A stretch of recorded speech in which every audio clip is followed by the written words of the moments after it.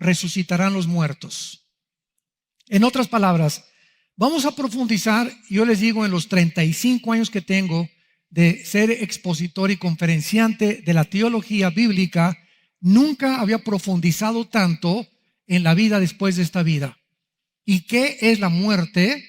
¿Y qué hay después de la muerte? ¿Cómo serán nuestros cuerpos? ¿Quiénes vamos a vivir eternamente con Cristo? ¿Quiénes no van a vivir? ¿Cómo va a ser la vida después de esta vida? ¿Qué esperanza podemos tener de las personas que han partido antes de nosotros? Y para muchos de ustedes los va a llenar de esperanza profunda para que cuando perdamos algún ser querido tengamos dos tipos de reacciones. Una, como seres humanos, tenemos que llorar, porque llorar no es pecado. Al contrario, manifestamos nuestra humanidad. Y la otra, el dolor que tenemos va a ser acompañado con muchísimo gozo al saber que la persona que perdimos y que lamentamos que no está con nosotros en este mundo, está en un mundo mucho mejor que nosotros. Y que cuando sabemos que ese mundo que todavía no conocemos es mejor que nosotros y que nos reveló Cristo en la Biblia, la pura esperanza y el conocimiento de que tu hijo, tu esposo, tu perro o lo que sea está en un lugar mucho mejor que nosotros, te da paz y te da gozo para que sigas viviendo. Pero qué triste es cuando no se sabe verdad y se guarda luto por 1, 2, 3, 4, 5 años. Esto es por la falta y la ignorancia que existe de la vida después de esta vida. Así que va a ser una conferencia, una serie maravillosa, se los garantizo, que nos va a llenar de mucho conocimiento acerca de qué hay después de esta vida. Abran sus Biblias en la primera carta a los Corintios, capítulo 15. Perdón, cuando dije tu perro, es que me adelanté. Muchas gentes me han dicho, Fido estará conmigo, hermano. Mi perrita Azucena estará conmigo en la otra vida, que se murió mi caballo, etcétera, etcétera. Lo único que les puedo adelantar es que va a haber animales.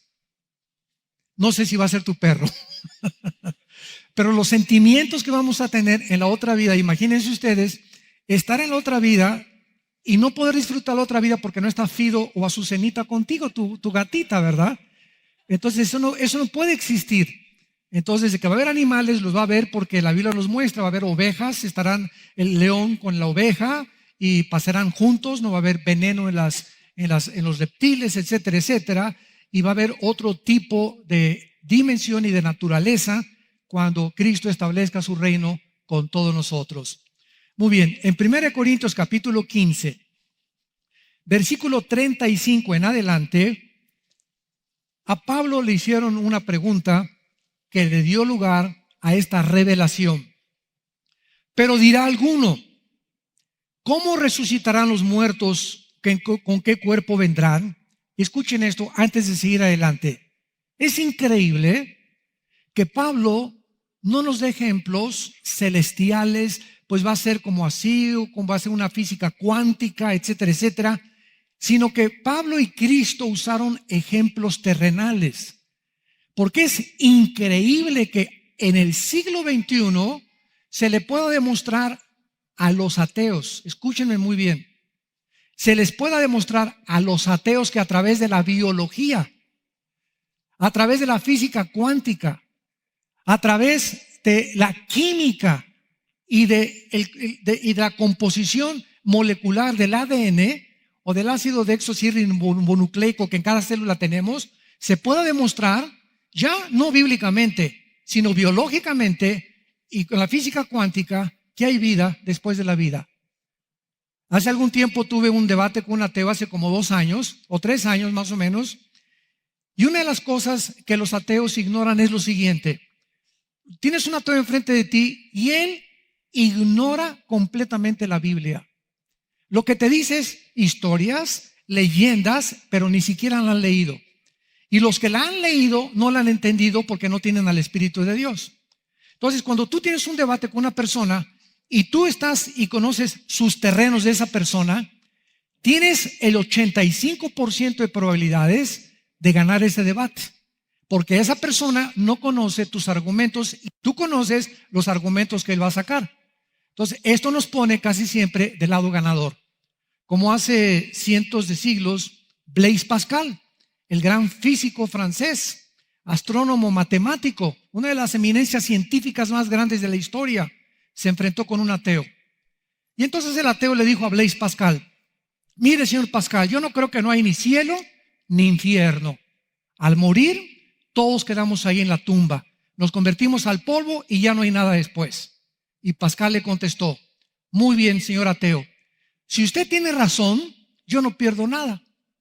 Pero si mi Cristo tiene razón cuando dijo que Él era la resurrección de la vida, ¿qué amolada se va a llevar usted? O sea, si los ateos tienen razón, pues no perdimos nada, ¿verdad? Si creemos o no creemos. Pero si Cristo tuvo razón al haber vencido la muerte y habernos traído la esperanza de volver a vivir, qué amolada se van a llevar y qué susto se van a llevar al despertar y enfrentarse con el juez de la humanidad que les diga: apartaos de mí al fuego eterno. Hace algún tiempo estábamos en Jerusalén. Quiero dar estos dos ejemplos como un preámbulo a nuestra conferencia. Estábamos en Jerusalén hace como 3 o 4 años. Muchos de ustedes nos acompañaron y estábamos en el Museo del Holocausto. Y estaba yo con mi esposa y vi a 2 judíos. Vi que eran judíos porque traían su kipá, su gorrito aquí arriba en la cabeza. Y estaban platicando y viendo todo lo que Hitler hizo. Y entonces uno de ellos, mi esposo y yo estábamos junto de ellos, hablando en inglés desde luego, le dice al otro: yo no puedo creer que exista Dios, porque ¿dónde estaba Dios? En el Holocausto. Y el otro amigo que venía con él no le contestó. Entonces yo le agarré el abrigo y le dije: discúlpeme, quisiera intervenir en su conversación, ¿me permite? Y me dijo: sí, ¿quién es usted? Le dije: mire, me gusta mucho la investigación de la teología y he estudiado bastante el judaísmo y quiero decirle lo siguiente: si usted dice que usted no cree en Dios, entonces todos aquellos que murieron en el Holocausto, víctimas, y los nazis y actualmente los de ISIS, que están mate y mate gente y que se mueren sin haber sido castigados, usted no tiene ninguna esperanza que los que mataron a su familia puedan ser castigados después. Pero si usted cree en Dios, que es un Dios justo, entonces Dios tiene que castigar aún después de esta vida a los que en esta vida no fueron castigados. Y si Dios no castigara después de esta vida a los que se murieron sin castigo, sería un monstruo de Dios. Sería un Dios sin ningún principio de ética ni de moral. Entonces él comenzó a derramar lágrimas y me dijo: quisiera creer en ese Dios. Le dije: ahí tienes la Torá. Ahí tienes en el Antiguo Testamento suficientes evidencias de la resurrección de los muertos. Qué maravilloso es poder morir como Pablo. Yo sé en quién he creído y sé que es fiel para guardar mi testimonio en aquel día. Yo sé en quién he corrido la buena batalla, he echado mano de la vida eterna, por lo tal me está guardada la corona de justicia. Qué triste es morir como murió Jean-Paul Sartre, el filósofo ateo en 1960, que antes de morir, padre del existencialismo, dijo a su hija antes de morir, en su libro En la náusea y el muro, mi hija le dijo: hija, he vivido toda mi vida persiguiendo a un Dios que he proclamado que no existe. ¿Cómo es posible que yo, siendo filósofo, padre del existencialismo, haya gastado mi vida tratando de demostrar algo que no existe? Ahora me doy cuenta que ha sido una contradicción, porque encontré como un muro en mi vida donde me estrellé contra los pensamientos de Dios. O sea, antes de morir, Sartre estaba semi arrepentido y filosóficamente reconociendo que es imposible filosóficamente sostener que no hay Dios. José Stalin, el dictador de Rusia, de la Unión de Repúblicas Socialistas Soviéticas, durante años un asesino, mandó matar a su familia, etcétera, etcétera. Antes de morir se acostó y comenzó a gritar: vienen los lobos, también a sus hijos, y se levantaba. Y antes de morir levantó el puño y dijo: es que ese Dios en el que yo no he creído me está aventando ahora sus demonios, y cayó muerto. Nos damos cuenta qué diferencia de la muerte de los ateos de la muerte de los que hemos creído en el Hijo de Dios. D.L. Moody, en la década de los 20, uno de los más grandes evangelistas en Estados Unidos. Moody, que su centro en Chicago se llama el Instituto Moody, que es el más prestigiado teológicamente, antes de morir se levantó de su cama y le dijo a su esposa: mi amor, aquí estoy viendo, vienen los ángeles por mí, y se acostó y durmió en paz. ¿Qué diferencia a lobos o ángeles, a demonios que vengan por ti, o a los ángeles de Dios que nos lleven a descansar eternamente con nuestro Creador? Y tú tienes esta vida y esta oportunidad de entregarle tu vida a Jesucristo y asegurarte, tal vez hoy en la noche, muchos de ustedes, Dios les ha hablado por última vez. Y Dios te ha traído esta conferencia para que comiences a preparar tu alma para encontrarte con tu Dios por toda la eternidad. Dirá alguno: ¿cómo resucitarán los muertos? ¿Con qué cuerpo vendrán? Y Pablo, vean el ejemplo que da. Necio, lo que tú siembras no se vivifica si no muere antes. Y lo que siembras no es el cuerpo que ha de salir, sino el grano desnudo, ya sea de trigo o de grano. Detengámonos. Necio, no te voy a hacer que un ángel se aparezca para demostrarte que hay vida después de la vida. Ve la misma naturaleza. Una semilla, cuando tú la siembras, tiene un cuerpo. Y esa semilla trae un código genético escondido, un software para el idioma del siglo XXI, una información codificada para que cuando tú la siembres, esa semilla ya no es el cuerpo que enterraste, sino que se rompe y ahí se encuentra un árbol. Ahí se encuentra algo que va a crecer completamente diferente al tamaño de lo que se sembró. Ahí se encuentra en cada semilla ese árbol que ves de 20, 30, 40, las palmeras. Esos árboles, ¿de dónde salieron? De algo insignificante de este tamaño. Con la información para que ese árbol fuera de naranjas, el otro de uvas, el otro de mangos, de almendras, etcétera, etcétera. Pero todo absolutamente lo que nosotros vemos en la naturaleza es exactamente igual. Cuando nosotros nos entierran un cuerpo ya viejito, cacle, los que lleguemos a los 80, 90, no sé cuántos años nos conceda Dios, el cuerpo que se deshaga. Que te cremen, no hay ningún problema. Mateo 10, no importa lo que le hagan al cuerpo. Si te quieren enterrar y quieres hacer el mercantilismo de que te lleguen a llorar 3 o 4 días y un féretro con diamantes y con rubíes por todos lados, si eres tan tonto de hacer eso, que lo hagan. Porque es puro desperdicio, ¿verdad? Y si tú vas al entierro, no estás enterrando, escúchame muy bien, a nadie, porque él ya no está ahí. Ya no está en la caja. Desde que se muere no está en la ambulancia, ya no está en la caja. Todo eso nada más es forma del comercio en el que se ha hecho, ¿verdad? Ahora, claro que pues digo, si quieres ir al entierro no hay ningún problema, pero ya no está ahí, ya no está en el cajón, ya no lo abraces ahí en el cajón, mijito, papá o mamá, o ya no está ahí, ya no está ahí. En el momento que morimos vamos a ver que se nos salen 2 cosas del cuerpo y el cuerpo se lo comen los gusanos, o acabas en la panza de un tiburón, o quemado, o en un temblor. Hay miles de formas en las que el cuerpo va a terminar.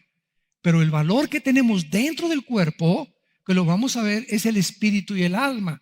Y entonces Cristo, así como a una semilla le da un nuevo cuerpo, y así como una mariposa se injerta en un árbol, el cocuyo, y se rompe y sale una mariposa, antes no era una mariposa, tenía un cuerpo diferente, y de ese cuerpo se queda ahí en el árbol y sale la mariposa, preciosa con sus alas y con los colores, y se convierte en otro insecto completamente diferente. Así nosotros nos vamos a quedar ahí en el cajón pegados y salimos desde antes del cajón, y salimos a presentarnos con Dios. Y cuando venga la resurrección de los muertos, que vamos a estudiarlas, ¿cuántas resurrecciones hay? Hay más de 6 resurrecciones que vamos a ver. Entonces podremos decir, salimos de nuestra cárcel, porque este cuerpo es una cárcel temporal del alma y del espíritu. Y en el momento de tu muerte y el momento de mi muerte, salimos y vemos que los que se quedan, regresen por favor, quédense con nosotros cuando están felices de la vida, con sus panderos allá diciéndonos a nosotros, apúrense, Fíjate lo que es la perspectiva divina de la Biblia, ¿no? Oye, me habló el otro día una persona, oye, vengan a orar por mi mamá, estamos toda la familia desconsolada. ¿Cuántos años tiene mi mamá? Pues tiene 92 años. Y le dije, pues ya déjala que se pinte. ¿Para qué quieren? ¿Para qué quieren que siga la pobre viejita aquí en este mundo? Pues es que, pues sí, porque queremos que sigan sufriendo aquí uno con nosotros en la tierra. Ya si se la quiere llevar a los 85, 90, 95 de edad, pues, gloria a Dios, ya mamacita, qué bueno, ya te fuiste, ya. Pero es la ignorancia que tenemos de la resurrección. Queremos que se queden aquí a seguir sufriendo con nosotros. Pero cuando sabemos que han partido a un mundo mucho mejor, trae gozo, esperanza y paz a nuestras almas. Muy bien, versículo 38, versículo 37. Lo que siembras no es el cuerpo que ha de salir, lo vamos a ver más tarde con más detalles, sino el grano desnudo, ya sea de trigo o de otro grano. Pero Dios le da el cuerpo como Él quiso y a cada semilla su propio cuerpo. ¿Qué ley de la herencia y de la genética? Más de 2000 años antes de que en 1860 Gregorio Mendel descubriera las leyes de la herencia. Hasta 1860 se descubren las leyes de la herencia. Y la Biblia, 2000 años antes y 4000 años antes de nosotros, en Génesis 1, del 11 al 12, la Biblia dice: Dios le dijo a la semilla de uva, tú vas a producir uvas y voy a programar dentro de ti este software, dijo Dios, para que cuando nazca la uva salga así, moradita o anaranjadita, con las vitaminas y los minerales que los seres humanos van a necesitar. A la papaya, a las semillas de papaya no producen uvas, producen papayas. Las de naranjas producen naranjas. Las de manzanas, manzanas. Todas las frutas tienen un código genético hereditario, y el cuerpo de la manzana, el cuerpo de la uva, el cuerpo del mango, el cuerpo de la papaya, de la sandía y del melón, todas son absolutamente diferentes. Y a todas las frutas Dios les dio ese cuerpo. ¿Y ese cuerpo de dónde salió? De una semilla. Y esa semilla traía la información para producirlo según su género y según su especie.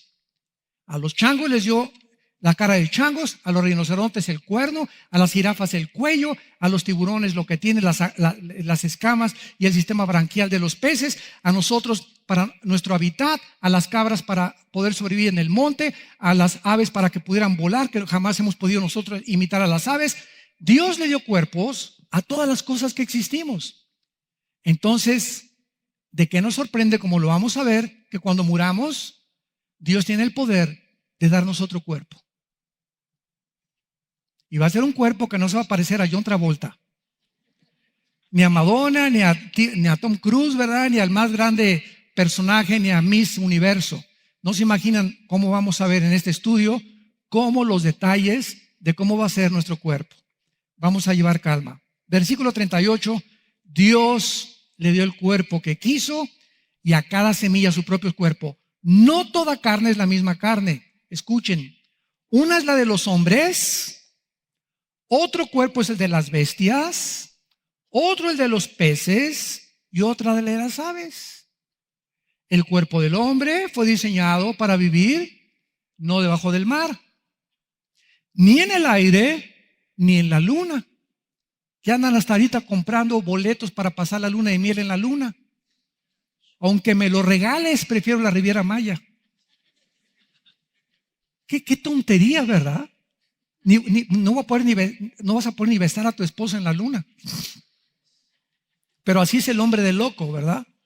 Entonces, el cuerpo que nos dio Dios es para esta tierra, para este mundo, no para Marte, ni para la luna, ni mucho menos.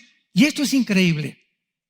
Porque en Hechos 17, cuando Pablo se enfrentó a los griegos, a los filósofos griegos del año 150 antes de Cristo, en el Areópago, en Atenas, dice la Biblia que cuando Pablo entró a Atenas, los griegos tenían una estatua que le pusieron al Dios desconocido. Escuchen esto: Sócrates, Aristóteles, Platón creían en Dios. Y no me digas, señor ateo, si hay alguien que nos escucha, que eres más inteligente y mejor filósofo que los filósofos de la época de oro de la filosofía griega. Porque ellos, los filósofos de la época de oro de la filosofía, siguiendo la lógica, concluyeron que existía Dios. ¿Qué lógica siguieron? Escuchen esto. Dijo Sócrates, pienso, luego existo, luego vivo. Vivo, tiene que haber una causa. Esta causa no está en mí. Esta causa trasciende mi persona. Esta causa, llámale como quieras. Unos que la fuerza, otros que Dios, otros que etcétera, etcétera. Pero tiene que haber alguien que inició el universo y que inició la vida. Porque si yo me enfrento a un ateo y me dice, es que yo creo en Darwin y que de la nada surgió algo, le contesto, la materia no produce el pensamiento. Jesús, María y el burrito que los acompaña. Siguiente, vamos a aceptar que la materia se produjo de una forma accidental y el pensamiento y la conciencia, ¿quién la produjo? Y si fue toda una explosión, como dicen los ateos, que así comenzó el universo, ¿quién produjo esa chispa? Porque toda causa tiene un efecto si seguimos las leyes de la física. ¿Quién produjo esa chispa? Y de la nada nunca produce nada. De la nada nunca hay nada. Entonces, esa es la razón por la cual filosóficamente el ateísmo es insostenible, tanto física como científica como filosóficamente. Pero la mayor parte de los que se proclaman ateos ni siquiera han considerado las evidencias de la Biblia. Y llegan a conclusiones, no hay Dios, como le dijo el otro día un ateo. ¿Y dónde lo buscaste? Le dije. Es que mi maestro en la universidad, pues eres de las personas que oyen rumores, oyen chismes, oyen esto y crees todo lo que te dicen, sin que tú personalmente verifiques si la información que te han dado es verdad. Entonces, si tú me dices que eres ateo, te digo que eres omnisciente. ¿Qué significa esto? Que todo lo sabes. Porque al decirme no hay Dios, significa que ya conoces toda la física, toda la biología, toda la teología, toda la ciencia, toda la química, y después de conocer todo y el universo ya saliste y lo buscaste allá en las otras galaxias y regresas acá, pues no encontré a Dios. Como Gagarin, el piloto ruso, cuando lanzaron el primer satélite de los rusos, dijo, no encuentro a Dios. Y cuando regresó a la Tierra le contestaron, es que Dios no está presente, Dios está en el corazón de cada persona que le ha aceptado. Y si lo quieres encontrar, lo buscarás y lo encontrarás porque lo buscarás con todo tu corazón. Entonces, Alberto Einstein, en 1944, escuchen esto, lo que dijo el científico, físico, matemático, considerado el más grande, con el coeficiente intelectual más grande del siglo XX. Einstein dijo, la conquista del espacio es imposible. Se lo dijo al presidente Roosevelt de Estados Unidos. El presidente Roosevelt le preguntó y le dijo, ¿por qué? Y Einstein contestó, por la velocidad y por el tiempo. Y entonces escribió su fórmula E igual a mc al cuadrado. La energía es igual a la masa multiplicada al cuadrado por el tiempo, determinando que el tiempo no existe, que el tiempo es relativo. Y que si alguien, dijo Einstein, si alguien sale de la Tierra y se va más allá de la Luna, en el espacio, si tú te vas a la velocidad, suponiendo que vamos a la velocidad de la luz, 300,000 kilómetros por segundo, y llegamos a Plutón y te llevas un reloj, tu reloj se detiene. Tu reloj se detiene inmediatamente, no porque se descomponga, sino porque el tiempo dejó de transcurrir. Esto es impresionante físicamente. Entonces, aunque vayamos a la velocidad de la luz, no llegaríamos ni a Marte, porque cuando regresáramos, aquí pasaron 20 años, ya pasaron 5 años. Tu esposa sería una viejita y tú seguirías teniendo 30 años de edad. Y en segundo lugar, la velocidad. Ninguna nave, por más rápido que vaya, se desharía, porque se desintegraría al salir y al regresar a la atmósfera terrestre. Y eso fue hace más de 65 años cuando Einstein proclamó esto. Pablo en Hechos 17 a los griegos les dijo, el Dios que hizo el cielo y las estrellas ha determinado que vivamos en este mundo y nos puso en este mundo y de una sangre hizo a todos los seres humanos para que habitemos sobre la faz de la tierra, no en la luna, no en Marte, no en Júpiter. Qué impresionante que los sueños de conquistar el espacio nunca se van a poder realizar. El otro día que fui a ver la película La Guerra de las Galaxias, la última, salí pensando y le dije a mi esposa, esta película solo me dice algo, aunque llegáramos a, existiendo la posibilidad de que llegáramos a conquistar como la Guerra de las Galaxias, mundo contra mundo, universo contra universo, siempre veremos la lucha entre el bien y entre el mal. ¿Qué es la Guerra de las Galaxias? Los malos contra los buenos. Siempre en todo lo que tú veas. Galaxias ocupadas por extraterrestres contra unos que se rebelan y siempre encontramos este conflicto. Y si es así, la muerte de Cristo fue un desperdicio, porque tendría que morir Cristo por otras personas que murieron en otros universos. Jesús, María y José. Versículo 40. Y hay cuerpos celestiales, los ángeles. ¿Cómo son los cuerpos de los ángeles? La Biblia nos los dice. Cuando Cristo resucita, ¿qué cuerpo tenía Jesús?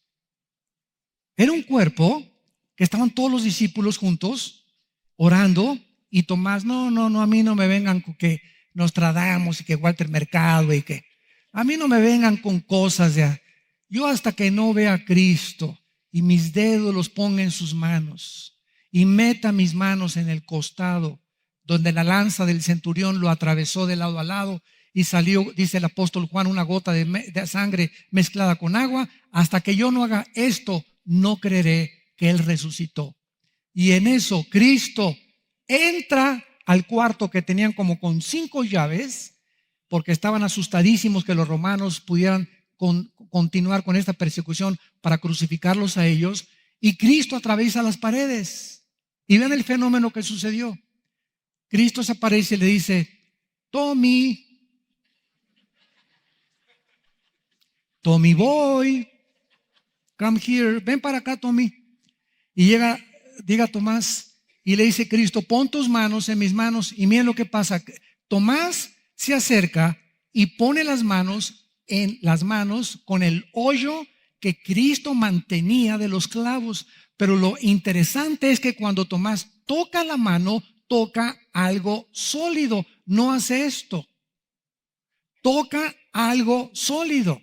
Y cuando mete la mano en el costado, toca algo sólido. ¿De qué nos habla este fenómeno? Que el nuevo cuerpo de Cristo, igual al que tienen los ángeles, puede materializarse y desmaterializarse a voluntad. Ahorita, ¿por qué no puedo hacerle yo a este púlpito ¡tas! Y que atraviese mi mano? Porque la composición atómica que compone esta madera es más gruesa que los átomos que componen mi mano. Y ahora las partículas más microscópicas que los físicos, los cuarzos que han descubierto los mismos físicos, están determinando que no existe la materia, porque aún en las cosas más pequeñas hay espacio, y que el espacio que conocemos como el espacio está lleno de millones de partículas que no conocemos y que las conocemos simplemente por el reflejo de la luz. Es como los lentes Polaroid. No sé cuántos de ustedes han probado los lentes Polaroid. Vas a un estudio oftalmológico de lentes y te dice la persona que te los vende, estos lentes Ray-Ban son Polaroid, estos no son Polaroid. Ah, caray, ¿y cuál es la diferencia? Entonces te ponen una hoja a colores y te ponen los Polaroid y ves los colores. Y sin los Polaroid no los ves, porque el material con el que componen el espejo de los lentes hace posible que puedas ver las cosas diferente o con más claridad. Así es exactamente en el mundo espiritual también. Entonces los cuerpos de los ángeles, el cuerpo de Cristo se pudo atravesar las paredes. La composición química del cuerpo de Cristo ya no estaba sujeta a las leyes físicas y a las 4 dimensiones en que vivimos. Todos sabemos que vivimos en 4 dimensiones, ¿verdad? Alto, bajo, ancho, y la 4ª dimensión la descubrió Einstein, el tiempo. Pero hay otra dimensión espiritual, la 5ª dimensión espiritual, que es donde están nuestros pensamientos. Nuestros pensamientos no forman parte del cerebro.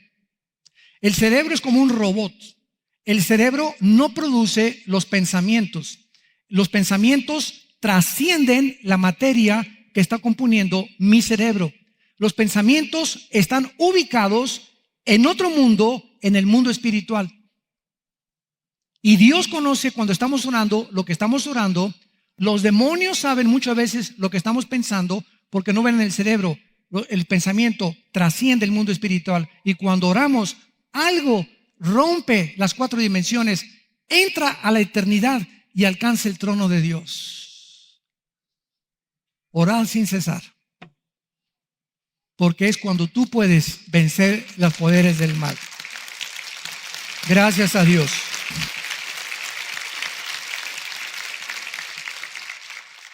Y terminamos con esta introducción. Versículo 40, hay cuerpos celestiales, hay cuerpos terrenales, o sea, los ángeles son diferentes.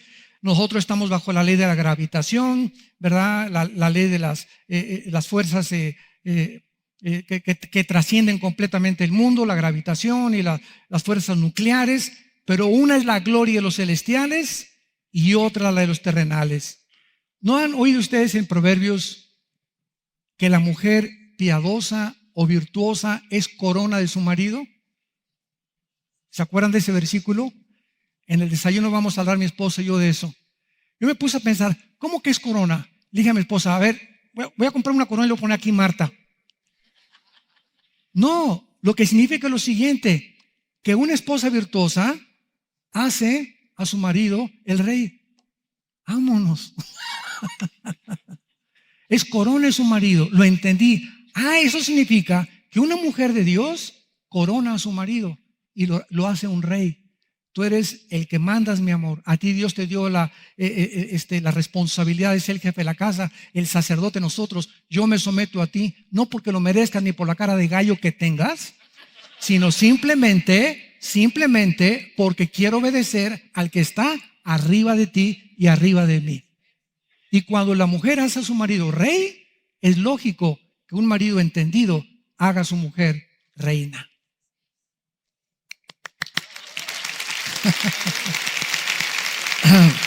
Muy bien. Y finalmente en el versículo 41 dice, una es la gloria del sol, otra es la luna, ¿verdad? El sol lo vemos espectacular, unas puestas de sol impresionantes que manifiesta. Y la luna, y nomás de vez en cuando su brillito, ¿verdad? Se ve bonita cuando está llena y se ve así nomás como una aureola de luz alrededor de la luna y todo lo demás es oscuridad, ¿verdad? No se compara la luna con el sol.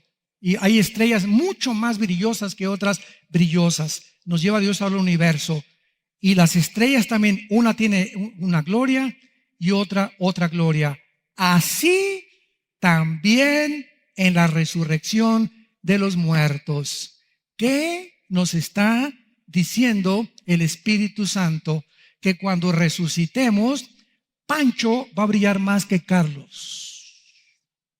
Anita va a brillar más que Anastasia.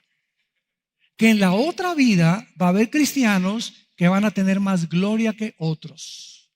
Estaremos todos con Cristo. Pero así como Cristo nos está mostrando que hay soles y que hay estrellas, hay cristianos que se santificaron más y que fueron más fieles durante el corto tiempo que tenemos aquí de vida que otros cristianos. Ellos, Dios sería injusto de pagarnos a todos igual. En la resurrección de los muertos, unos brillarán más que otros, como lo vamos a ver a continuación. Así en la resurrección de los muertos, se siembra en corrupción, resucitará en corrupción. Vayan rápidamente a Daniel capítulo 12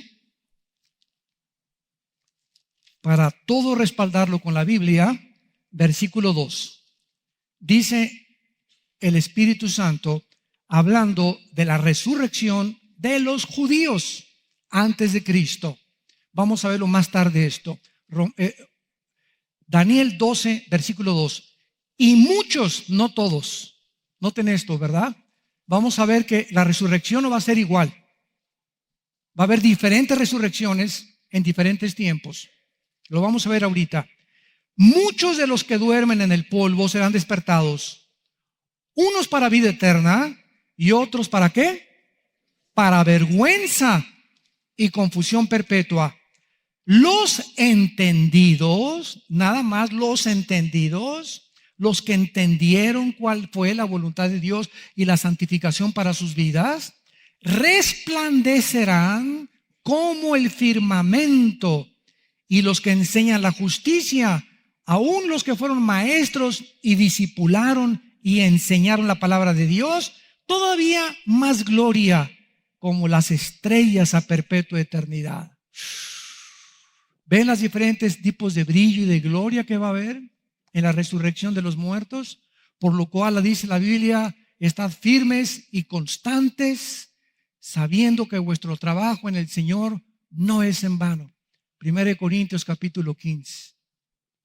Estén firmes y constantes, perseveren, no pierdan vuestro galardón. Muy bien. Vamos pues a comenzar el estudio. Esto fue la introducción. Y vamos a iniciar en 1 Corintios 15, versículo 20 al 23. ¿Cuándo o cómo resucitarán los muertos? Para poder sentar una base teológica de esta conferencia y de esta serie, número uno tenemos que entender, vamos a comenzar desde la A, que en la resurrección de los muertos habrá un orden. Porque Dios es un Dios de orden. Antes de que nosotros fuéramos cristianos, vean ustedes la diferencia. ¿Qué era el orden que teníamos? Mi prioridad era, y casi la de todos, mi trabajo. No, si yo tengo 2 trabajos y hasta el domingo trabajo y hasta las vacaciones trabajo, yo soy un hombre, ¿verdad? Etcétera, etcétera. En segundo lugar, mis amigos. En tercer lugar, mi esposa. En cuarto lugar, mis hijos. Y en quinto lugar, la iglesia y Dios. Ese era el orden que teníamos, desgraciadamente. Y cuando venimos a Cristo, lo primero que Dios trata de establecer en los seres humanos, que nos hemos sometido a su guía y a su dirección, es que Dios me dice: Armando, desde aquí en adelante, desde que entres a esta escuela, te voy a comenzar a entrenar y tú ya no vas a hacer lo que tú quieras. Te voy a dar el secreto para que siempre te vaya bien, como mi hijo y como mi hija que son.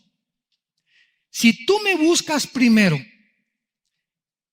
buscar primeramente el reino de Dios y justicia. Si tú me buscas en las mañanas, a mí primero.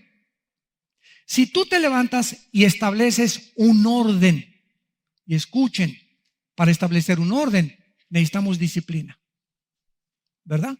Sin disciplina no establecemos ningún orden. Si te levantas a la hora que quieres, eres una persona indisciplinada, nunca alcanzarás nada. Entonces, si tú te disciplinas y diario te levantas y me pones a mí en primer lugar, y antes de acostarte, lees la palabra de Dios y tratas de memorizar lo más que puedas de mi palabra, todas las cosas de tu vida, la escuela de tus hijos, tus vacaciones, tu trabajo, tu salud, déjamelo bajo mi responsabilidad. Es Dios el que está hablando y Dios no puede mentir. Entonces, venimos a Cristo y Dios ordena nuestras vidas. Ahora dice Dios, escúchame, Señor, ¿y quién es el segundo lugar en mi vida? Ok, Armando, después de que me pongas a mí en primer lugar, tu segunda prioridad es tu esposa.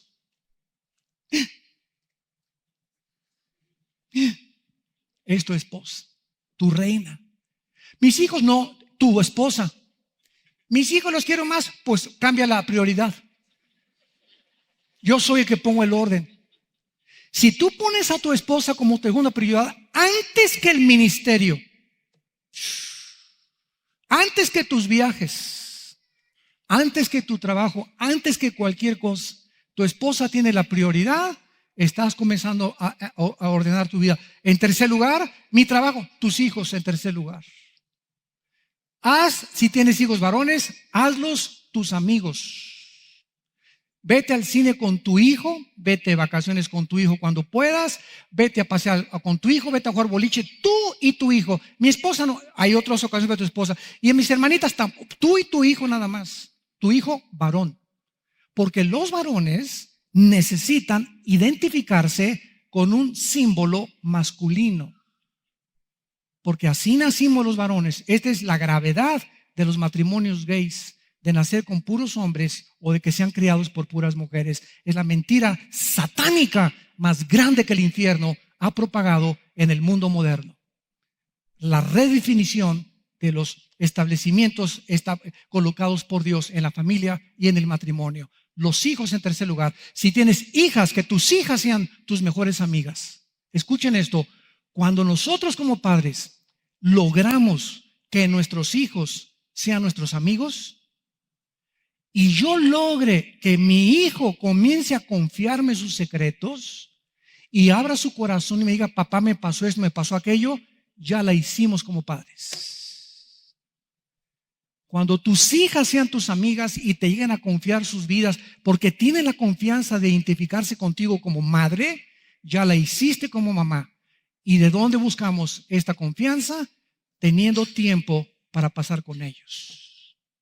Si tú no tienes tiempo para pasar con tus hijas y con tus hijos, ni ir al boliche con tu hijo, ni al cine con tu hijo, ni a Chapultepec con tu hijo, ni llevártelo de vez en cuando y en la noche meterte a su cuarto, hijo, ¿cómo te fue? Te sientas con él, ábreme tu corazón. Nuestros hijos nos ven a los ojos. Yo le digo a mi hijo Caleb, ¿verdad? ¿Cómo te fue, Caleb? Bien, papá. A ver, mírame a los ojos. No, tienes tu mirada caída, hijo. No, papá, no me engañes. Dime qué te pasa. Soy tu mejor amigo. Confía en mí. Y comienzan así a reaccionar los hijos como diciendo, ¿de veras? Claro que sí, y no me asusto de nada de lo que me vayas a decir. Para eso soy tu padre y soy tu hijo. Y estoy para ayudarte y si has caído en un problema y tienes un problema o lo que sea, para eso estoy, hijo. Nunca te voy a dejar, nunca te voy a desamparar. No importa lo que hagas, que te meten a la cárcel, que caigas en drogas, que caigas en alcohol, siempre serán nuestros hijos. Siempre, no estaremos de acuerdo en lo que hacen, pero jamás los podemos abandonar. Cuando hagamos eso, Dios nos bendice. El hijo pródigo, ¿se acuerdan? Papá, ahí nos vemos, viejo.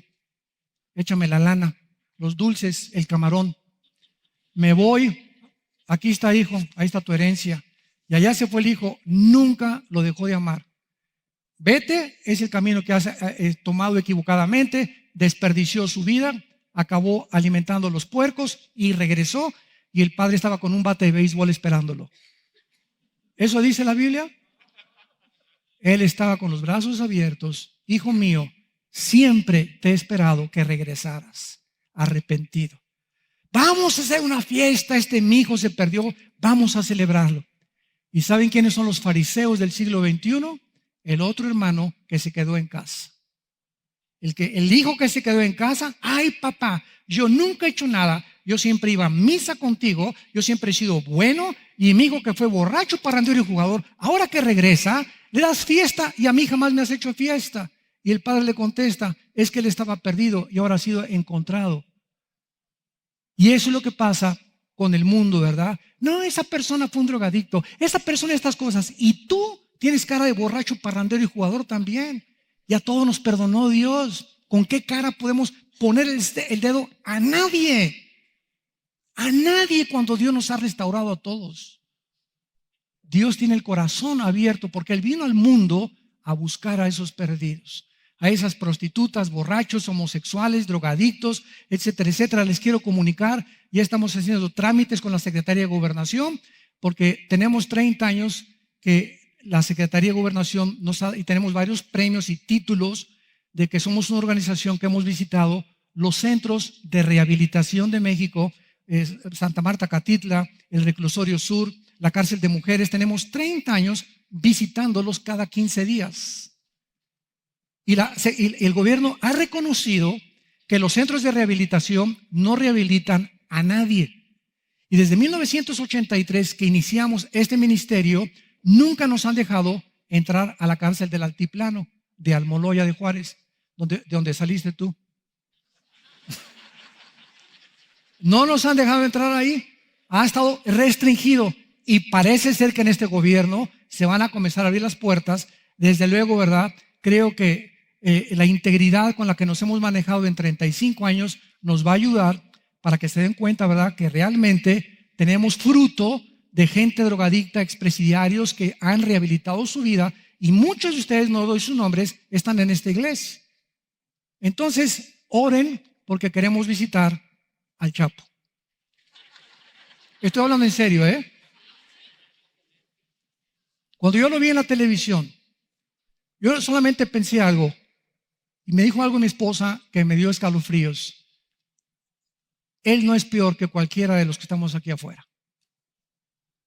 Tal vez sí, que depende de lo que te digo. Él, ¿verdad? Todavía los de ISIS, que ya no son seres humanos, pero esta persona que nació en un rancho y que dice que comenzó a sembrar maíz y que lo único que puede hacer era vender marihuana para sostenerse y se convirtió en lo que se convirtió, ¿verdad? Nadie puede decir, ese hombre no tiene perdón de Dios. Cuida lo que tú dices, porque Dios vino para personas como esas, los más graves pecadores.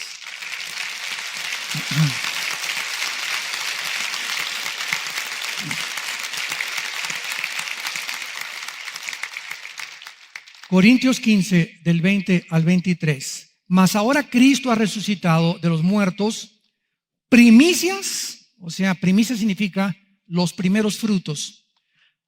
Cristo es el primer fruto de los que durmieron es hecho.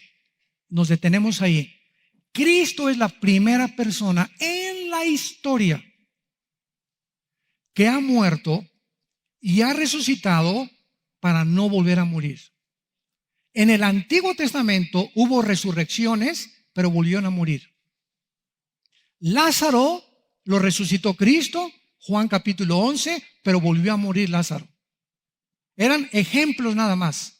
Pero Cristo es las primicias, es el primer fruto, el único hombre desde Adán hasta nuestros días que resucitó de los muertos y no pudo volver a morir porque venció la muerte con su sangre. Se acabó y rompió la maldición de la muerte para con todos nosotros. Versículo 21. Porque cuanto la muerte entró por un hombre la resurrección de los muertos. Porque así como en Adán todos mueren, en Cristo todos serán vivificados. Pero cada uno en su debido orden. Número 1 fue Cristo. Él fue las primicias. Luego, nosotros, los que somos de Cristo, síganme con cuidado. Los que somos de Cristo desde Pentecostés. Antes de Pentecostés, nadie de los santos del Antiguo Testamento estaba en Cristo. Al venir el Espíritu Santo en Pentecostés, somos bautizados. Esto es lo que se llama el bautismo del Espíritu Santo. El Espíritu, Romanos capítulo 6, nos funde, nos amalgama en la persona de Cristo. Dice Efesios 5, somos partes de sus huesos y de su carne. Esto es un misterio que se llama el misterio de la iglesia. Cuando tú recibes a Cristo y te haces cristiano, entras a formar parte no de un edificio, no de una organización, no de una denominación. Todo esto es externo, sino de algo místico, invisible, que es el cuerpo de Cristo. Somos la iglesia. Y desde ese momento, desde Pentecostés hasta el arrebatamiento, nada más cuando venga el rapto, nada más la iglesia se va en el arrebatamiento. Y todos los santos de Adán hasta Pentecostés resucitarán, lo vamos a ver, hasta la segunda venida de Jesucristo. Vamos a ver este orden de las resurrecciones. Entonces tienes que estar en Cristo, en su cuerpo, amalgamado, bautizado por el Espíritu Santo, unido con Él, para que cuando Él venga, solamente su iglesia se vaya con Él en el arrebatamiento de la iglesia. Van a pasar 7 años, va a haber judíos convertidos, gentiles convertidos, y al final, cuando Él venga, habrá otra resurrección, como lo vamos a ver hoy o en la próxima conferencia. Entonces, los que estamos en Cristo somos los siguientes. Si alguien me pregunta, ¿qué profecía podría usted darnos que está por cumplirse? Inmediatamente les contesto, el rapto de la iglesia. La próxima profecía por cumplirse en la Biblia es cuando millones de nosotros desaparezcamos de este planeta. Y en un abrir y cerrar de ojos se queda mi saco, tus guaraches, nuestros anillos, nuestros collares, ahí se quedan donde se quedaron o donde estés. Los bebés van a desaparecer de las cunas, aviones van a chocar porque los pilotos desaparecieron, habrá un congestionamiento de tráfico en las carreteras porque los choferes desaparecieron, en los hospitales miles de enfermos van a desaparecer, va a haber un caos internacional y la única respuesta que el mundo va a poder dar a los medios de comunicación es: se los llevaron los ovnis. No es coincidencia, muy buena risa, muy ad hoc. No es coincidencia que desde 1946 el fenómeno ovni se haya multiplicado en el siglo XXI, porque ahora he escuchado que las Naciones Unidas han establecido a una mujer hindú para encargarse de la investigación de los platillos voladores en las Naciones Unidas. El Vaticano ha establecido a 3 cardenales para formar un telescopio que se encuentra en el estado de Colorado, y el observatorio se llama Lucifer, para poder comunicarse y hacer contacto con los extraterrestres. Y cada vez aumenta más el fenómeno ovni. Cuando alguien me preguntó, ¿por qué los cristianos no creen en los ovnis? Dije, yo jamás he dicho que yo no creo en los ovnis. Me has malentendido. Nada más que no les llamamos ovnis, les llamamos ovis. ¿Por qué? Porque ovni es objeto volador no identificado. Y nosotros le llamamos objetos voladores identificados.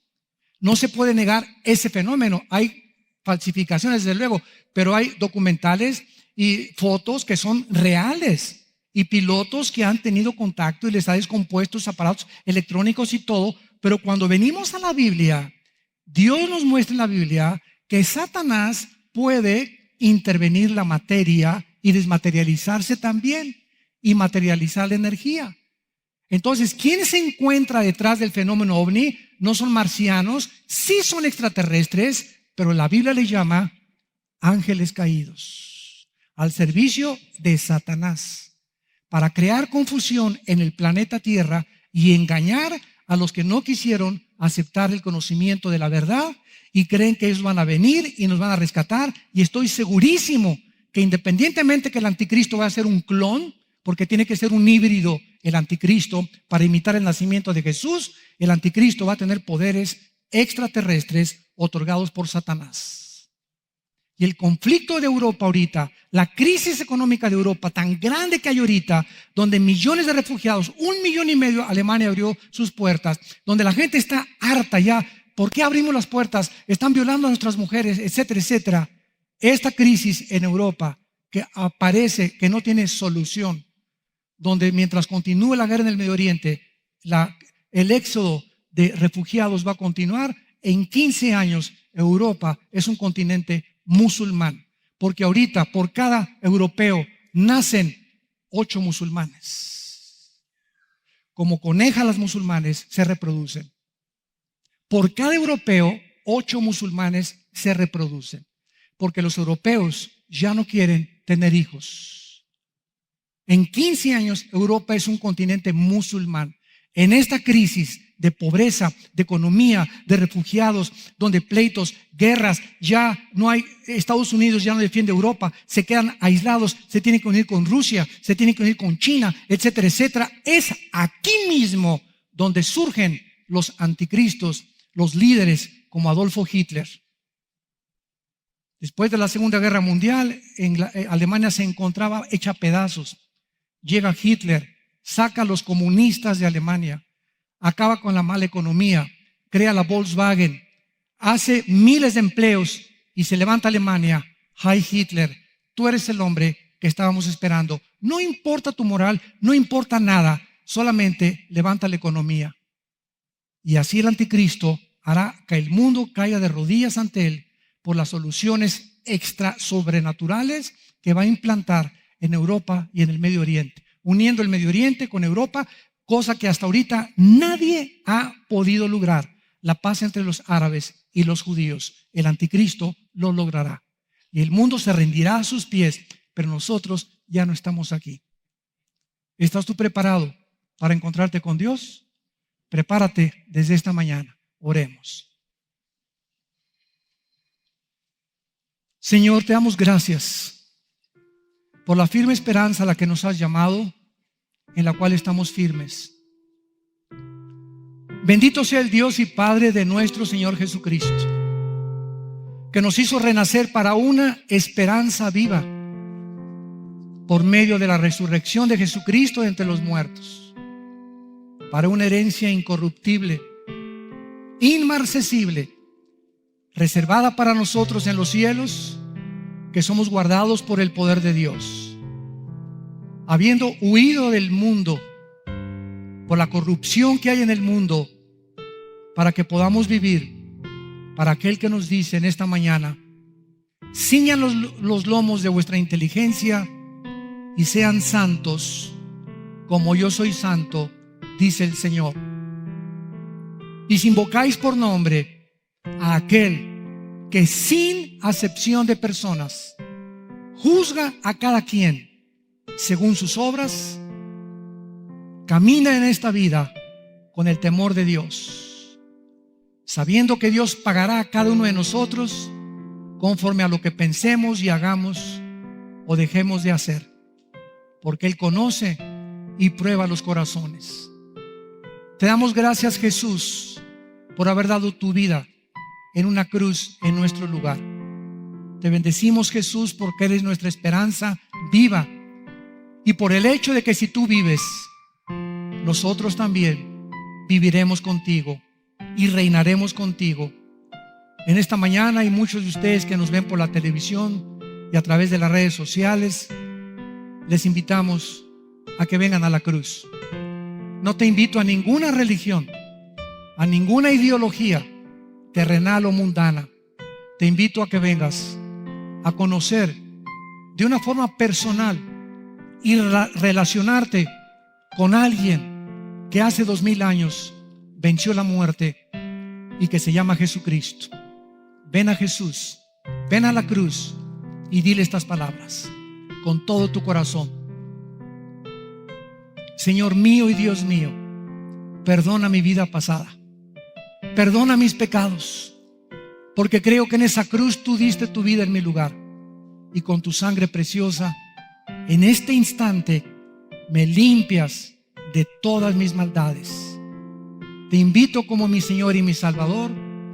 Creo que a los 3 días te levantaste de la tumba, venciste la muerte para decirme que si yo creo en ti, viviré contigo eternamente también. Te doy gracias por este perdón y el poder del Espíritu Santo que me das para vivir ahora una vida de victoria en victoria, en el nombre de tu Hijo Jesucristo, mi Señor y mi Salvador. Amén.